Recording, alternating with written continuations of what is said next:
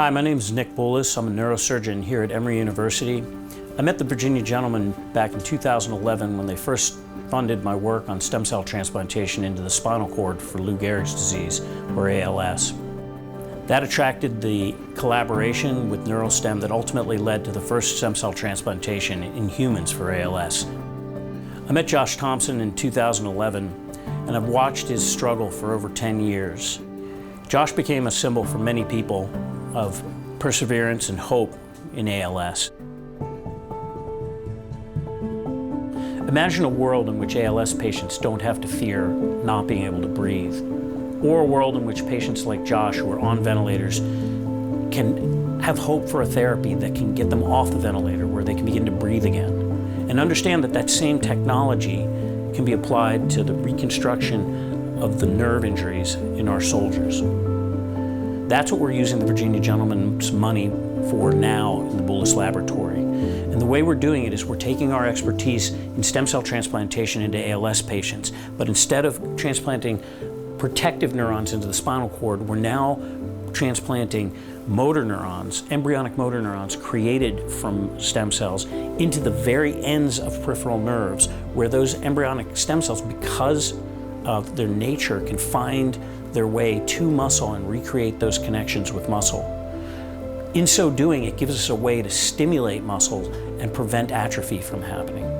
And it creates a readout where if we stimulate the phrenic nerve with these transplanted motor neurons, we can create contraction of the diaphragm and a breath.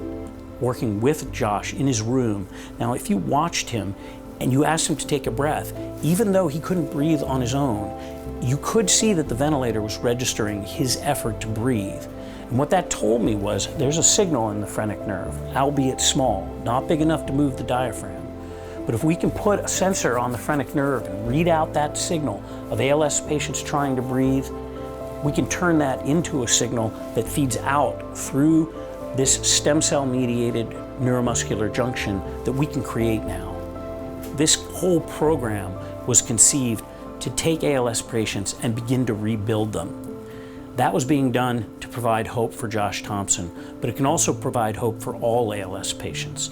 The other program that's been funded here in the Boulis laboratory by the Virginia gentleman is trying to come up with a therapy that can be given to newly diagnosed ALS patients today.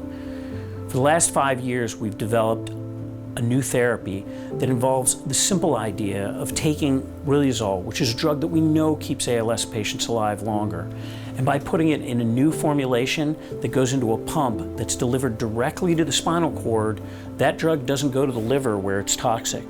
Because it's not going to the liver, we can now get 10 times as much drug to the spinal cord. In addition to that, the pump delivers it at the same level day in and day out. Whereas when you take the pill orally, it goes up and down and up and down.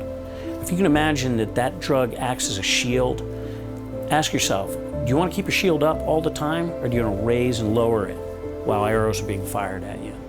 I think every ALS patient should have this therapy when they're diagnosed. With your help, we can get it to patients so they can start getting this therapy tomorrow, not 5 years from now, or not 10 years from now.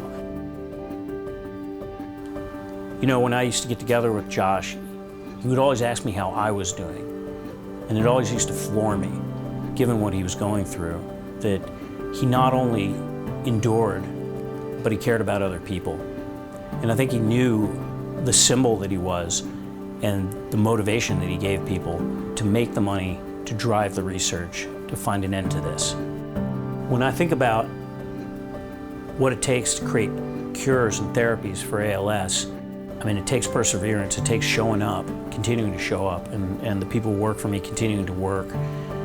And when I feel like going home, I think about Josh, and I think about those 10 years on the ventilator, and suddenly, you know, what I'm doing to stop ALS seems like nothing. So, get out there, walk, find the money so we can keep working on this. Thank you.